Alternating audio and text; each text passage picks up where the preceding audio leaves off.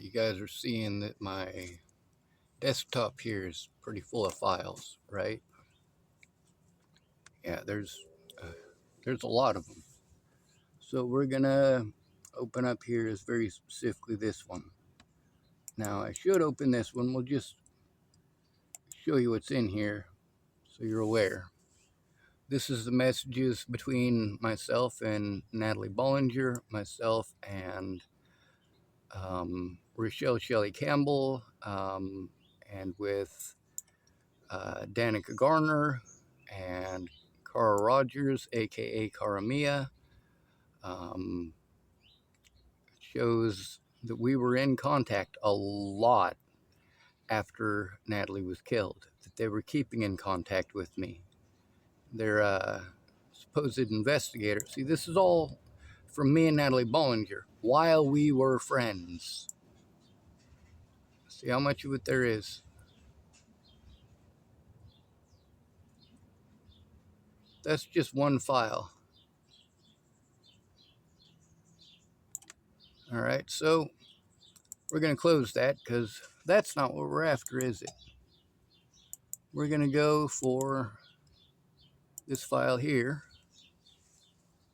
And this one here, I literally just downloaded it and I looked for very specifically this one right here, which is with Kylie, who I've been trying to turn in for a long time. They've been committing crimes. They refuse to acknowledge that they made any mistakes and refuse to acknowledge the repercussions for me because of the intentional mistakes they made. It wasn't an accident that literally every person who spoke from TFCC that knew that it was the truth, it's no accident that they took that out of all of my paperwork before sending it to the psychological evaluators and before sending it to my attorney.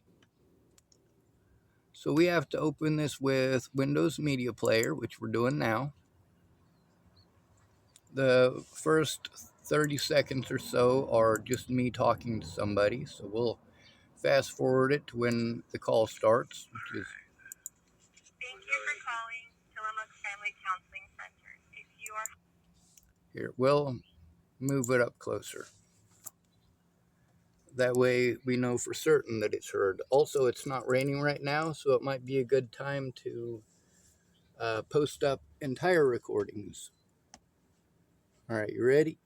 Calling Tillamook Family Counseling Center. If you are having an emergency and need immediate assistance, please hang up and dial 911 now. That's a joke. Hello? Hi, is this Sean? Yes, ma'am. Who am I talking to? This is Kylie. Petri. Hello, Kylie. I got a gentleman here who's helping me. Go ahead. That's fine. I'm just calling to cancel our appointment next week is all. What's going on with the appointment? It was brought to my attention that you were not happy with meeting with me, and my supervisory team has asked me to cancel it for right now. I was not happy with you over 2 years ago when I tried to turn this stuff in either. I called you because I'm being forced to go to you because you're the only investigator in Tillamook County who does this. Well, and I told you on our meeting that this does not fall under adult abuse investigation rules, so there's no reason for us to meet. So I'm going to let you go. That's not true. You guys committed felonies against me, and now you're trying to hide those felonies by refusing to do your jobs. You guys are committing felonies. Thank you for allowing me to record it, by the way.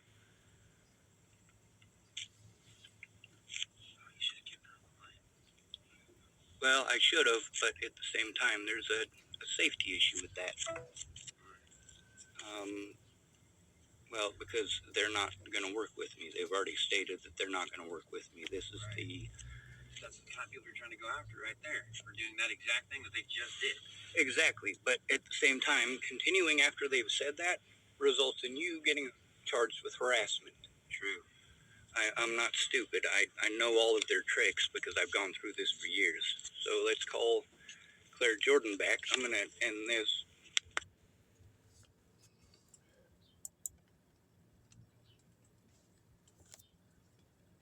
Obviously, that happened. But that's not all. Now, I have done everything that I can through a decade now, over a decade of abuse, severe abuse. See, there's a difference between the abuse that a homeless person has to endure who is healthy and what I had to endure beginning the day that I hurt my back. That would have been October 17th, the day before my birthday in 2015. After that, all of the people who were supposedly my friends, who kept on calling me when they needed stuff but couldn't keep their end of the bargain, the people who said, I got kids, I need help, I got kids, and I'd help them. And they'd say, if you ever need anything, let me know. So then when I got a hold of them and let them know I needed them, that I needed their help, all I needed was for them to listen and help me turn it in. It's, oh no, I can't, I've got kids, I've got kids, I've got kids. Or people who offered to help me and then wanted to give me all sorts of drama about people threatening to kill their kids, kill their friends and family for trying to help me. Well, how about instead of getting onto these Facebook and YouTube groups and arguing with people, how about you show the evidence that I'm sending to you? How about you help me turn into that into the police like you promised to do? And that's what these people promised to do. Claire Jordan missed the important appointments, most of them by days or even weeks before she called back. There was always a reason, I guess, or an excuse, whatever it happens to be. But the reality is these things really did happen. There's also the reality that there's a lot of friggin' files. I mean, this is just one file in this friggin' mess. There is so much. Let's see how many are in this one. It says working on it. All right, we only got a few. This is all right, this has got a few witnesses in it. How about this one? How many are in it? Working on it. Yep, so enough of that.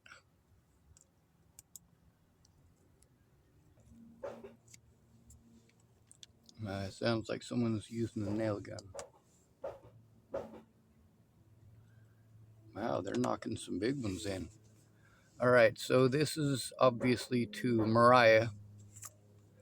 You might ask who Mariah is. That would be Mariah Bateman. And I'm sorry, but the card is actually under the wire stand that I made for this phone. This is Mariah Bateman, who I called about this situation. She works at TFCC. So, yeah, I'm doing what I am supposed to. I'm supposed to get a hold of somebody who's not related to the situation, according to their instructions on their grievance form. And I do have a grievance form in one of these massive piles of papers that I have. Like I said, everywhere I go, I try to keep a log. And no matter how much it hurts, I still have to make the effort.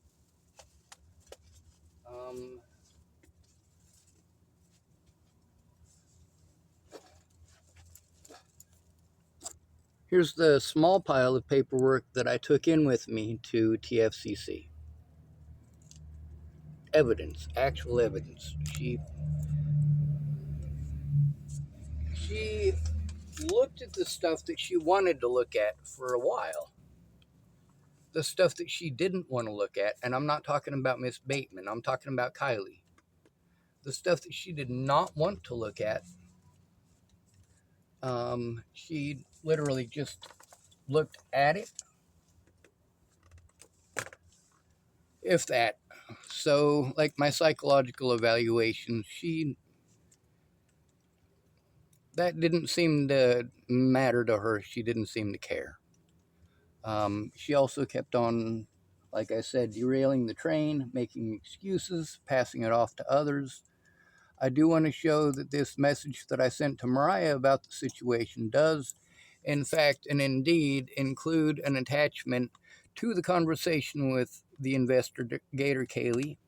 Also, the things that I knew that Kylie was going to do if Claire wasn't on the phone with me. Kylie did all of those things,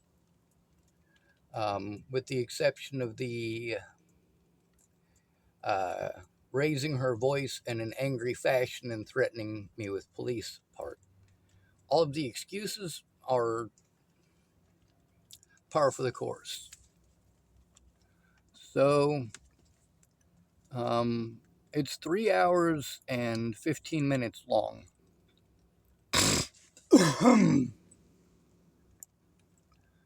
So we're going to have to take care of that after we take care of knocking out the recordings with the police and the investigators in Natalie's case and the videos, which they missed a lot of. But let me read this to you. It says, I had to try to turn Kylie Petri into herself, basically.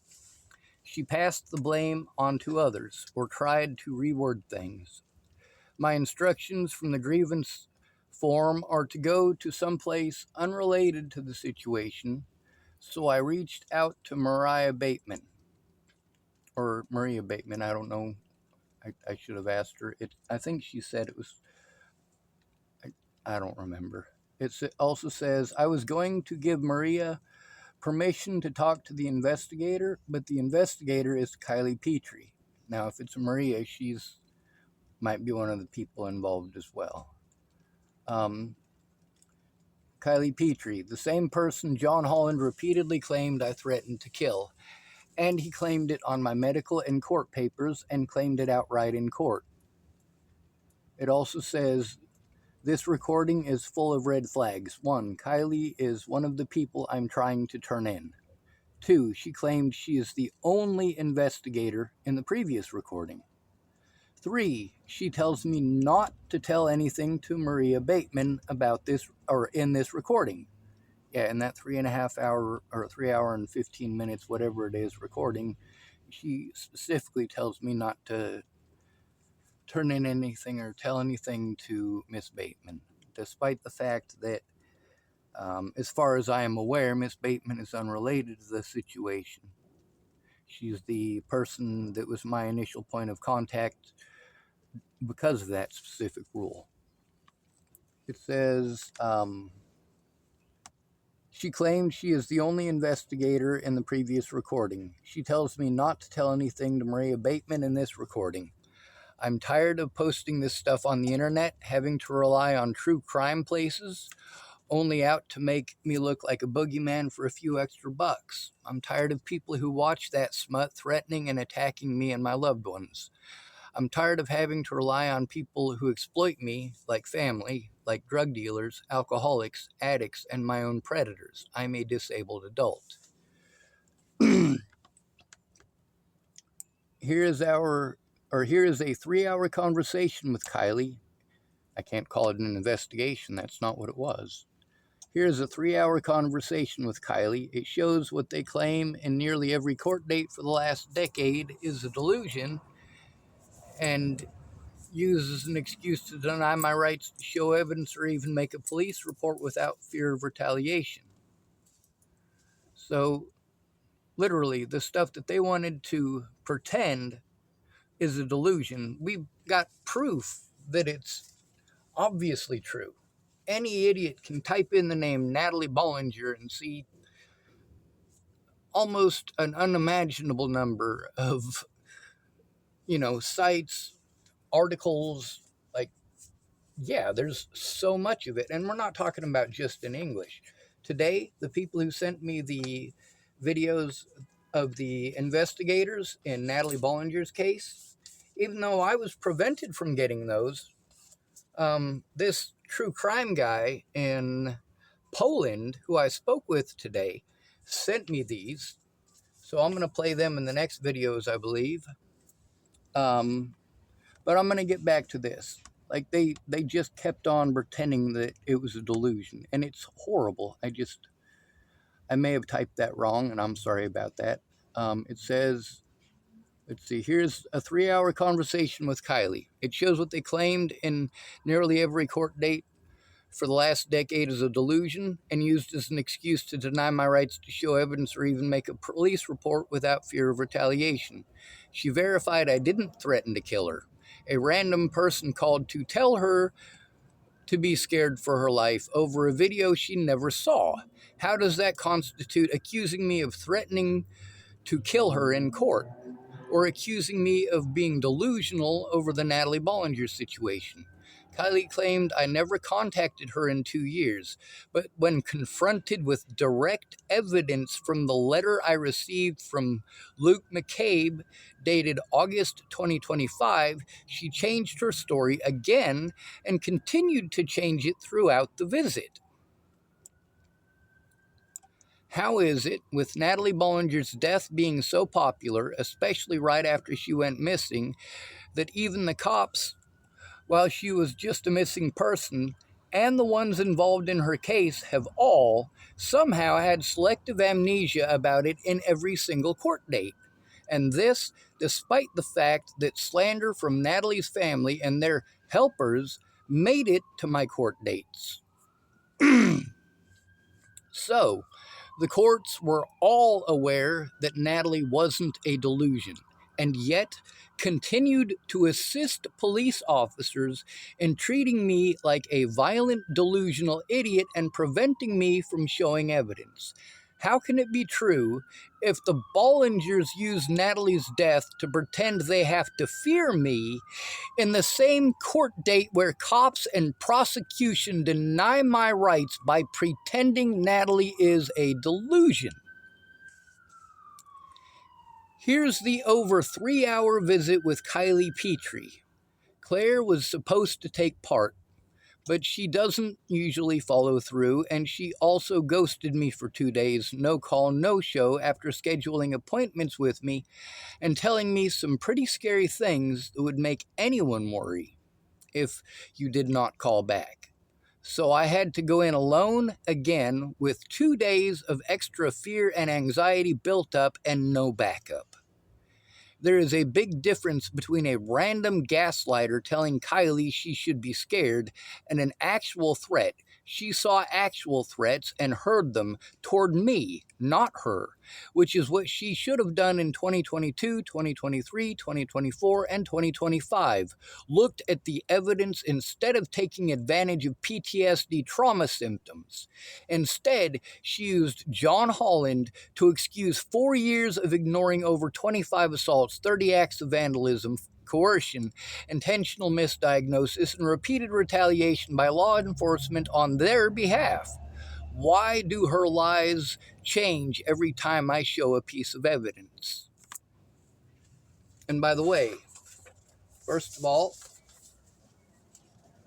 this piece of evidence right here.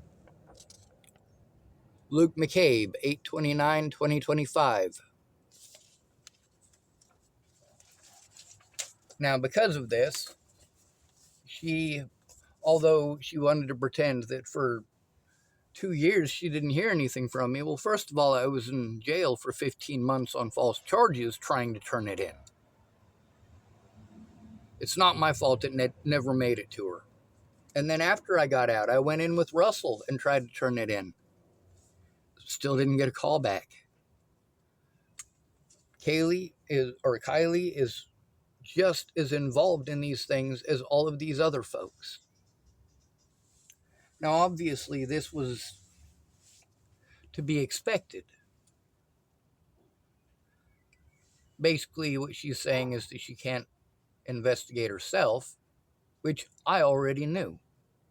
But by being forced to go to her because none of the other services are helping, I'm being forced to go to her. This allows her the opportunity to destroy evidence in this, to coordinate with my other predators who still work there, and possibly even the ones that don't, including the police, the sheriff's department, and the other services that I was sent around in circles to. I told you I saved everything I possibly could. You also get to see that obviously there was 20 recordings there, and I had to dig through specifically to find this one, so I haven't been able to go through all of the other ones to label exactly what's in them. I was trying to get to very specifically the one that I played at the beginning of this. Obviously, I sent the evidence. I also made sure that I sent it to the very same people that these folks, the villains at lfi.com, and also the villains, the.villains.crime@gmail.com. And then, of course, here's this one is probably the most important right here. MARIAB, Mariab, the B is in boy at the very end, Mariab at tfcc.org.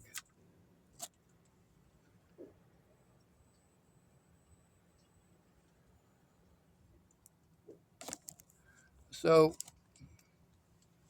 why is it still going onto YouTube? Why isn't this evidence being taken seriously and looked at seriously? All the places that we're supposed to go to refuse to do their jobs and tell us it's somebody else's job. Over and over and over.